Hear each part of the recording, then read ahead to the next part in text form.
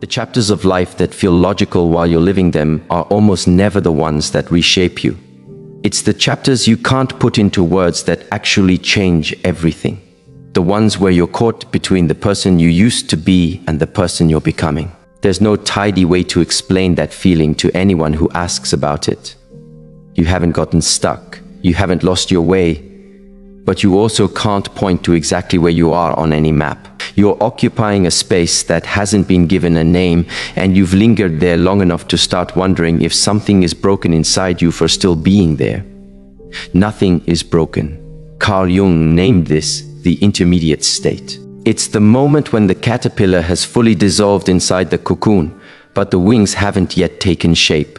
It's a soup of raw potential, and it is the most exposed place a human spirit can occupy.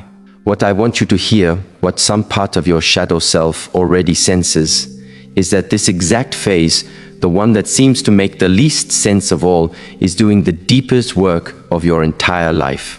Let me walk you through this space, because I suspect you'll know these walls when you see them. The things that once felt like matters of survival no longer carry the same weight. Not because you've given up, but because some part of you has silently outgrown them. Your relationships, your ambitions, even the identity you built over decades, they've all shifted slightly off their axis. You are quietly on your way out of the hardest season you've faced. But to leave it, you have to stop trying to measure something diagonal with a tool made for straight lines. The most agonizing part of the season you're leaving behind isn't the disorder, it's how unseen the effort is. We live in a culture fixated on results. We're conditioned to believe that if progress can't be measured, documented, or applauded, then nothing is happening at all. But Jung understood that the deepest movements of the human spirit unfold in complete darkness. He called this enantiodromia, the point where something pushed to its extreme inevitably flips into its opposite. Right now, you're going through an invisible recalibration. Picture an enormous ship changing course out in open water. From far away, it barely seems to be moving. It might even look frozen in place. But underneath the surface, the engines are working, the rudder is turning, and the ship's entire direction is being reset. Push the throttle during that turn, and the vessel would capsize. The stillness you're sensing isn't paralysis. It's the pause a total shift in direction demands. In Jungian thought, the psyche functions as a self-correcting system. After years of living out of alignment, maybe you overinvested in your career, your role as a caregiver, or a version of yourself built to please others, the unconscious eventually slams the brakes. It forces a reset. That's why things that used to come easily now feel like a struggle. That's why a strange haze has settled over your ambitions. Your internal operating system is being rebuilt. You're currently moving through what Jung called the nigredo, the blackening stage of alchemy. This is when the former self gets broken down to its raw components. It feels brutal because your ego is scrambling to defend the old framework.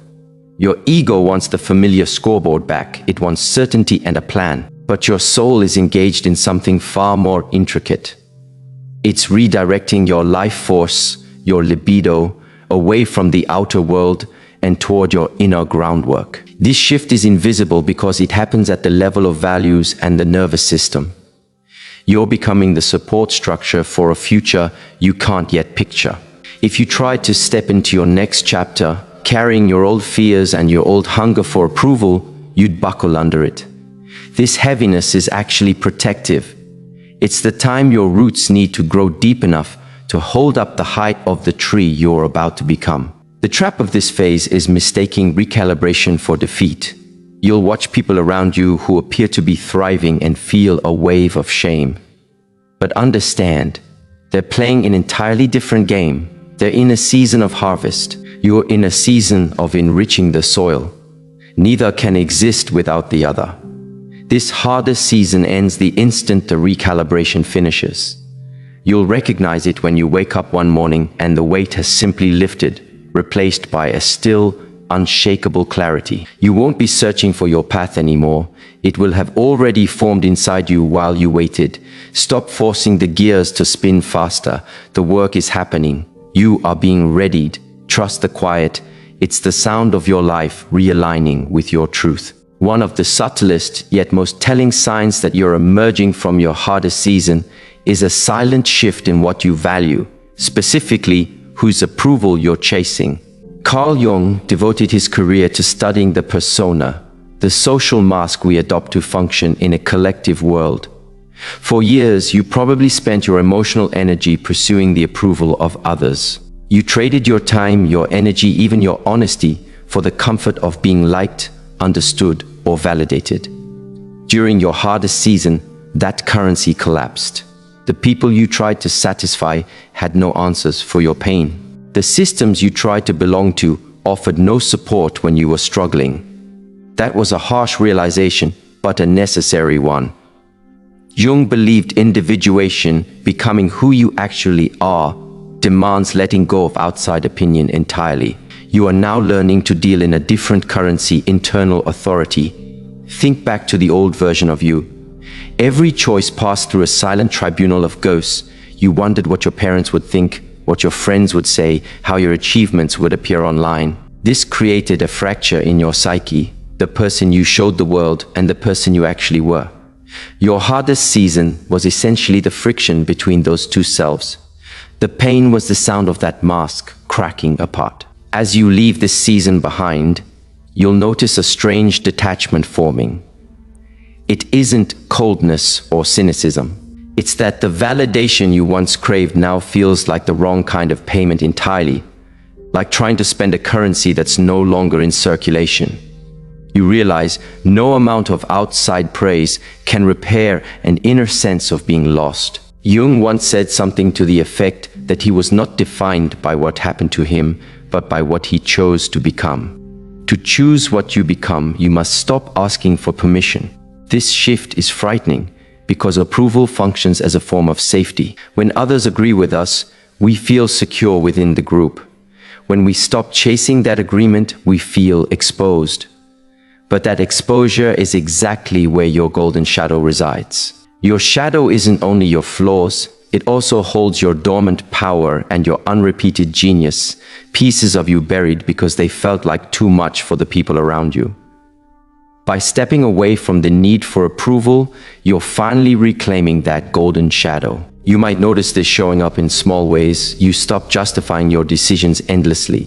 You stop feeling compelled to defend your boundaries. When someone misreads you, you no longer feel a desperate need to set them straight. You've come to understand that their perception of you reflects their own inner world, not your actual reality. This is the emergence of what Jung called the transcendent function, the capacity to stand between opposing forces, between wanting to belong and wanting to be free, and choose freedom. In the comment sections of your life, likes used to be your oxygen. Now truth is what you breathe. You're tuning yourself to a new frequency, one aligned with the life you're actually heading toward. This frequency doesn't answer to your old scoreboard. It answers to the integrity of your soul. If loneliness surfaces during this phase, understand it isn't the loneliness of rejection. It's the solitude of self-containment. You're no longer a leak searching for something to plug it. You're becoming a reservoir. You're learning that the only witness your transformation truly needs is yourself. Once you stop chasing the wrong kind of currency, the hardest season loses its hold on you entirely. The outside world can no longer hold its disapproval over your head because you've stopped valuing what it's selling. You're free. You're sovereign. You are, at long last, returning home to yourself. There's a particular kind of silence that marks the end of a difficult season. It isn't the relaxed quiet of a vacation or the satisfaction of finishing a job well. It's a dense, pressurized stillness, the sensation of waiting for a storm to pass, only to find the storm has ended while the sun still hasn't broken through. Most people mistake this silence for emptiness. They assume it means they're stuck or that they've been forgotten by the universe. But within the Jungian framework, this isn't emptiness at all. It's structural reinforcement. You are in a stretch of load-bearing silence. Jung spoke often about the architecture of the soul. He believed that before a person could hold a greater level of awareness or a bigger life, they first had to construct the internal capacity to support it. If everything you've been hoping for arrived tomorrow, clarity, career, love, peace, without having passed through this pressurized stillness, you'd collapse under its weight. You'd sabotage the very things you fought for because your inner pillars weren't strong enough yet to hold up the roof. The hardest season isn't just a string of bad luck. It's a weight-bearing workout for the psyche. Consider how a skyscraper gets built. Long before glass and steel reach toward the sky, months or years are spent digging into cold, dark earth. That phase looks ugly and chaotic. From street level, there's nothing to see, no visible progress at all. But that hidden, deep foundation is exactly what lets the building withstand wind and the pull of its own height. Your silence is your foundation. In Jungian terms, this is the stage of shadow integration. When silence forces you to sit still during a hard season, you're forced to examine the parts of yourself you've spent a lifetime dodging, your capacity for failure, your buried fears, your suppressed desires. That examination is what makes you load-bearing. Someone who has faced their own darkness stands far more steadily than someone who's only ever known the light. Why? Because a person who has walked through the abyss no longer fears shadows. They develop a psychic density nothing can shake. This is why your transition is taking this long. It's not because you're doing something wrong. It's because you're being readied for a substantial life. Not heavy as in burdensome, but heavy as in weighty with substance. Jung warned against the puer aeternus, the eternal child who wants life's rewards without carrying its responsibilities. The hardest season is the antidote to the eternal child. It's an initiation into the archetype of the sage or the king or queen. It's the process of becoming someone capable of holding power, influence, or deep love without being warped or crushed by it. Have you noticed your tolerance for stress has changed? Things that would have spun you into a spiral 3 years ago barely register now. That's not because the world got softer. It's because you became more load-bearing. You've withstood the pressure of the intermediate state, which means you've been tempered like steel. This silence is also where the soul ripens. Jung believed that the most meaningful changes in a person don't come from the ego's willpower, but from the natural ripening of the self. You can't force fruit to ripen faster, and you can't force your own transformation to finish ahead of schedule. Leave the cocoon before your wings have hardened, and you won't be able to fly. The silence is the time your new identity needs to set. It's the chemical reaction happening in the dark. If the lack of visible movement frustrates you, reconsider what you're measuring. You're searching for horizontal progress, a new job, a new relationship, a new city. But right now, you're in a vertical phase. You're descending into your roots so you can eventually rise into your canopy. The silence is the sound of your foundation being poured. It's the sound of your psyche becoming one solid, unified structure. When the hardest season finally lifts, you'll step into the world carrying a presence you didn't have before. People will sense it.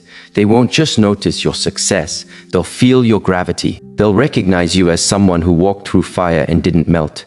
You were forged. Stop treating the waiting as a detour.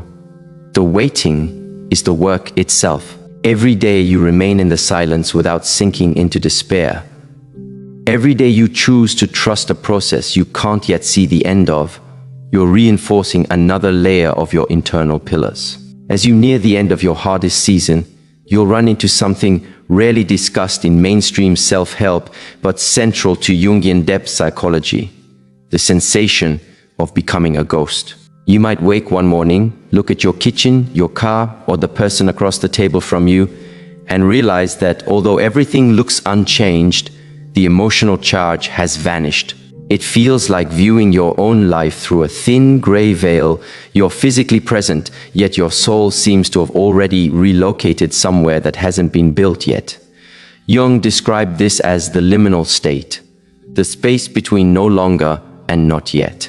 This is the ghostly transition, And it's the most disorienting stretch of the whole process, because it feels like your vitality has drained away. You might fear you've slipped into depression or lost your spark entirely. But from a Jungian lens, this detachment signals real progress. It means you've successfully pulled your libido, your psychic energy, away from the old structures of your life. The world feels thin and ghostly because you've stopped projecting your identity onto it. Picture your life as a stage play that's run for years. You know your lines, you know your fellow actors. But the show has reached its final act. The curtain is closing and you're standing in the wings, half out of costume, watching stagehands rearrange the set. That ghostly sensation comes from being half in, half out. You can still see the old world, but you no longer believe in its drama. Jung called this the intermediate state of the soul.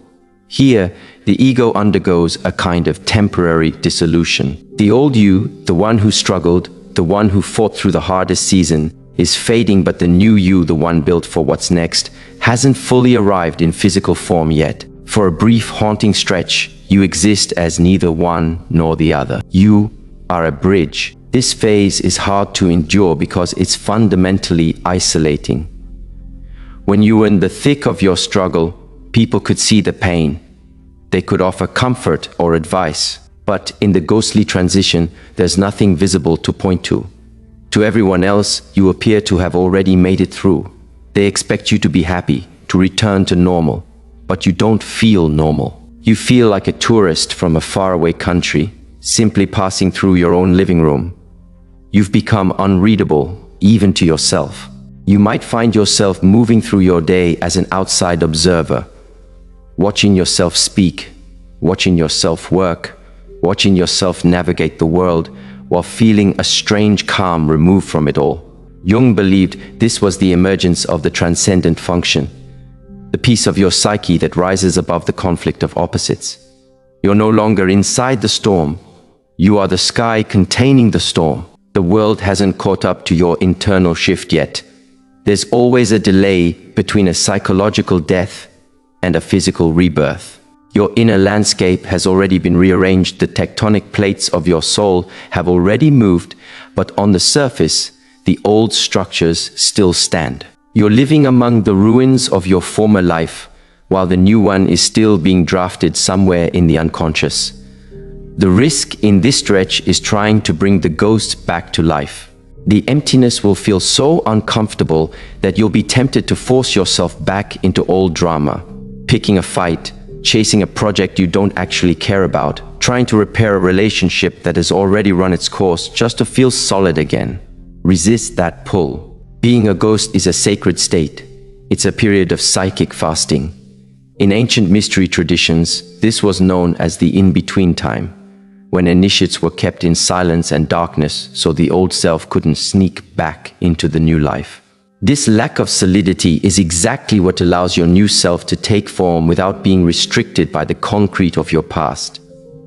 If you feel like a ghost today, take a breath and recognize that the world feels unreal because you're becoming more real than the world around you. You are no longer defined by your circumstances or confined to the roles you used to play. The thinning of your reality is really the thinning of your prison walls. You're standing in the doorway and the fog before you is just the mist of a new morning.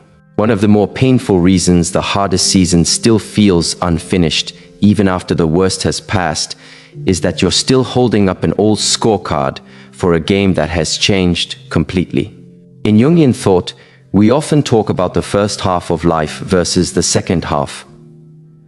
The first half is ruled by the ego and has an obvious scorecard: accumulation, achievement, social standing, meeting outside expectations. Success gets measured by what you have, how you're perceived, how closely you followed the map handed to you by society. Most people enter their hardest season precisely because that scorecard failed them, and yet, standing at the exit, you're likely still judging yourself by those same old numbers. You look at your life and think you should be further along, that you've wasted time. You feel like a failure because you're measuring a spiritual transformation using a material ruler. I want to tell you, that scorecard is dead, and its death is your liberation. Jung observed that the psyche doesn't care about your bank balance or your job title the way your ego does. The psyche cares about wholeness, whether you're becoming a genuine, integrated, conscious human being. Your hardest season was essentially a hostile takeover led by the self. It came to burn the old scorecard because that scorecard was keeping you small, trapping you inside a version of success that was never actually yours. The sense of failure you feel now isn't because you failed. It's because you're moving between two entirely different value systems. You're shifting from a life measured by quantity to one measured by quality. Think about the old metrics: how many people liked you, how much work you could power through in a day, how convincingly you could keep up the appearance of being fine. Now look at your life today. Those things might feel distant, even repellent. That's not a loss of drive. It's your soul refusing to keep playing that game. Your new scorecard, the one that belongs to the version of you exiting this season, looks completely different. It doesn't track output, it tracks depth. On this new scorecard, winning looks like how honest you're willing to be with yourself when no one's watching. It looks like saying no to something draining, even when it looks impressive on paper. It looks like how much room you've made for silence, how much you trust your own gut over outside experts, your capacity to sit with discomfort instead of numbing it. These are the metrics of individuation. To the world, they might look like nothing. To a culture obsessed with hustle, they look like stagnation. But in the architecture of your soul, they are everything. The load-bearing pillars we talked about earlier. The hardest part of exiting this season is finding the courage to set down the old ledger. It's the willingness to look at lost time and see it not as waste, but as investment in your own foundation. Jung once said that accepting oneself fully is the most terrifying thing a person can do. Accepting yourself means accepting that the hero who won by the old rules had to die so the human being could live. If you feel behind, ask, behind whom? If you feel like you failed, ask, by whose standard? Once you stop measuring your progress against a version of yourself that no longer exists, the hardest season officially ends. That exit isn't a physical door, it's a psychological one. It's the moment you stop apologizing for your life, not looking like the brochure anymore. You're building a life size for your soul, and that requires an integrity the old scorecard could never measure. You aren't losing the game. You're finally playing the one you were born for. The confusion you feel is simply your values reorganizing themselves around a truer center. Set down the old ruler. Stop punishing yourself for no longer being who you were before the fire began. That person couldn't have survived what you've been through. The one standing here now, valuing peace over performance and truth over approval, is the one who's actually winning. As you stand at the edge of this exit, you're probably waiting for a sign, a map, a 5-year plan, a clear calling that settles the dust of the last few years. You believe once you have the blueprint, the anxiety will quiet down and real life will finally begin. But here's the difficult truth from a Jungian lens. The uncertainty isn't blocking your new life. The uncertainty is the blueprint. In alchemy, which Jung studied extensively to understand the psyche, there's a concept called prima materia, the first matter, described as chaotic, shapeless, often unpleasant to look at.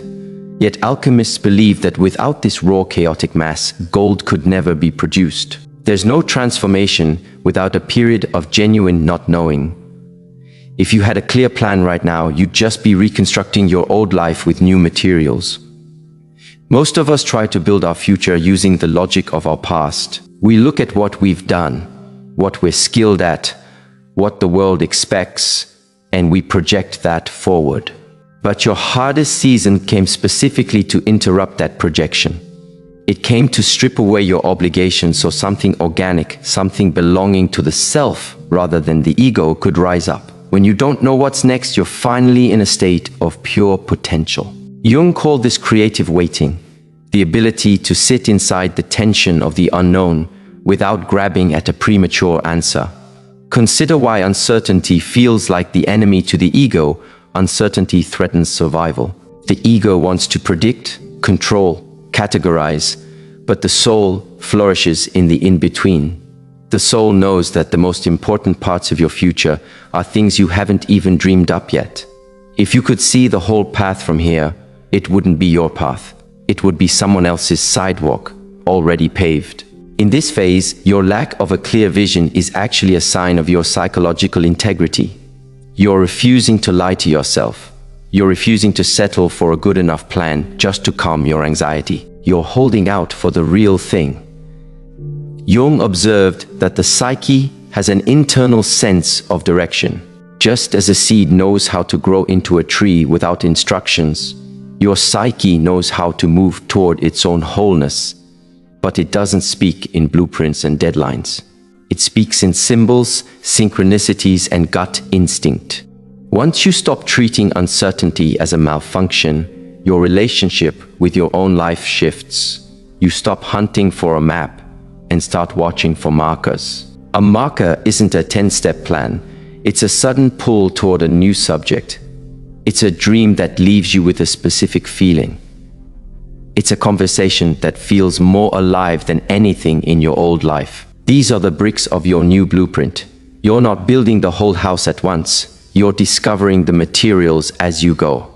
The hardest season ends when you make peace with the fog. There's a deep psychological relief in being able to say, I don't know where I'm headed, but I know I'm on the right track because I'm no longer where I shouldn't be.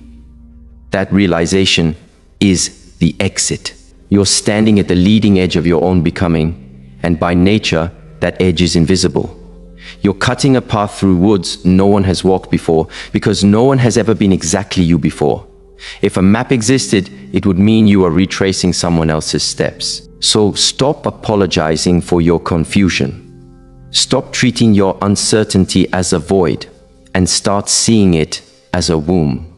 Something is gestating in the dark, shielded from the harsh light of judgment and the pressure to perform. The blueprint is being written in the language of your own experience, one day at a time. Trust the fog, trust the silence, trust that you have the courage to stand inside the unknown. This uncertainty is the prima materia of your genius. You aren't lost, you are being formed, and when the blueprint finally shows itself, it won't be a sheet of paper. It will be the life you're already living. One of the deepest fears people carry through a hard season is the fear of having wasted time. You look back at the months or years spent in confusion, the relationships that fell apart, the career paths that dead-ended, and you feel crushed by regret. It feels like you took a massive detour from your real life. But in the Jungian view of the soul, there's no such thing as a detour, only the long, winding path of circumambulation. Jung believed the soul doesn't travel in a straight line toward a goal, it circles around a center. And as you exit this season, you're approaching a moment of retroactive meaning.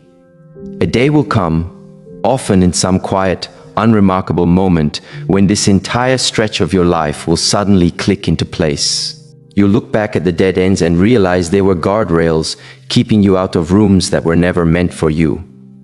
You'll look at the lost time and realize it was exactly the time your old identity needed to dissolve, so the new one wouldn't be tainted by the past. This is the moment your struggle stops being nonsense and becomes the myth of your life. Think of a puzzle. While you're in the middle of assembling it, you're staring at jagged pieces and odd colors that don't seem to form anything. It's only once the final pieces click into place that the full image reveals itself. Your life is currently snapping those last pieces together. Your hardest season was the stretch where you gathered the pieces that seemed not to fit. Jung called this the teleological view of the psyche, teleology being the study of purpose and ends. While conventional psychology often looks backward to trace the cause of our pain, Jungian psychology also looks forward and asks what that pain is trying to build. Seen through that lens, the whole narrative shifts. You aren't just someone who suffered. You're someone who was initiated. The loneliness wasn't abandonment. It was the space you needed to hear your own voice. The career failure wasn't a lack of talent. It was a rejection of a life too small for your soul. The confusion wasn't a malfunction. It was the cloud of unknowing that comes before every major spiritual breakthrough. In this phase, you start to notice what Jung called synchronicity. those meaningful coincidences that seem to whisper you're on the right path. You meet the right person at exactly the right moment. You stumble on a book that answers a question you've carried for a decade. You notice a pattern in your life you were once too close to see. None of these are accidents. They're the psyche's way of showing you that the mess was actually a map all along. The relief of retroactive meaning is one of the deepest kinds of healing a person can experience. It's the soul's version of an aha moment, realizing you didn't fail your old life, you simply outgrew it. The fire that felt like it was destroying you was actually a refiner's fire, burning away the excess so the gold of your true character could surface. As you exit this season, stop trying to force meaning onto it right now. Meaning can't be manufactured. It has to be uncovered, a fruit that ripens on its own timeline. If you go searching for the lesson while you're still standing in the flames, you'll only find cliches. But if you move through the exit with trust, meaning will eventually find you. Someday soon, you'll tell the story of this chapter of your life, and you won't tell it with shame or regret. You'll tell it with the authority of someone who descended into the abyss and returned carrying treasure. You'll see that avoiding the pain would have meant avoiding the power you now hold. The timing that once felt so wrong, the years you feel you lost will reveal themselves as the exact gestation period you needed. You weren't behind, you were underground. And the version of you about to break the surface is more resilient, more compassionate, more integrated than the one who went in. Trust that the arc of your life bends toward wholeness. The hardest season wasn't an error in the script. It was the most important act of the entire play.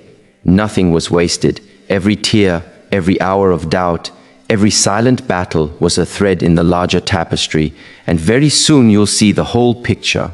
We've moved through the invisible recalibration, the death of the old scorecard, and the ghostly corridors of transition. We've examined silence and uncertainty not as enemies, but as architects of your new life. But one final step remains to fully close out the hardest season, perhaps the most important step of all: the act of witnessing. Carl Jung believed that a transformation, in order to truly take hold and integrate, must be recognized by the conscious mind. It can't stay a vague feeling buried in your gut. It has to be named, it has to be spoken. In older traditions, this was the naming ceremony. In the journey of your soul, this is the moment you stop being a victim of your circumstances and start being a witness to your own evolution. During a hard season, you feel invisible, like your struggle unfolds in a vacuum where no one sees what it takes just to keep your head above the surface. But as you exit, you have the chance to turn that invisibility into sovereignty. You do this by standing inside the truth of your experience and refusing to hide the scars of your own growth. Jung once said that becoming who you truly are is the great privilege of a lifetime. Part of that becoming is owning the journey it took to arrive here. It's looking at the fire you just walked through and saying, "I was there, it was hard, and I am changed." This is why I want to invite you into a shared act of witnessing. When we speak openly about our in-between states, we break the spell of the ego's shame. We realize the stagnation we felt was actually a universal human initiation. By naming your phase, you leave a map for whoever is a few steps behind you in the fog. You become the elder in the comment section of your own life. Take a moment now. Don't think about what sounds impressive or successful. Look inward and name the phase you're actually living through. Are you in the refining fire? The load-bearing silence? The ghostly transition? Go write it down. I am in the phase of my own becoming, and I am choosing to trust the process. The moment you put those words down, something shifts inside you. You're no longer lost in the fog. You're the one watching the fog. You move from being the object of your life to being its subject. You reclaim your seat at the center of your own story. The hardest season of your life is ending, not because the world changed, but because you did. You've built the internal pillars. You've devalued the currency of approval. You've burned the old scorecard. You are now load-bearing for a life of real substance.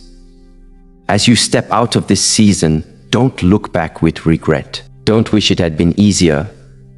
If it had been easier, you'd still be the person you were before, and that person was never going to be enough for where you're headed. You are a graduate of the abyss. You carry a depth that can't be taught and a peace that can't be rattled by outside storms. The exit is quiet. There's no fanfare required. All it asks is that you walk through the door with your head held high, carrying the lessons of the dark into the light of a new day. Thank you for being part of this journey.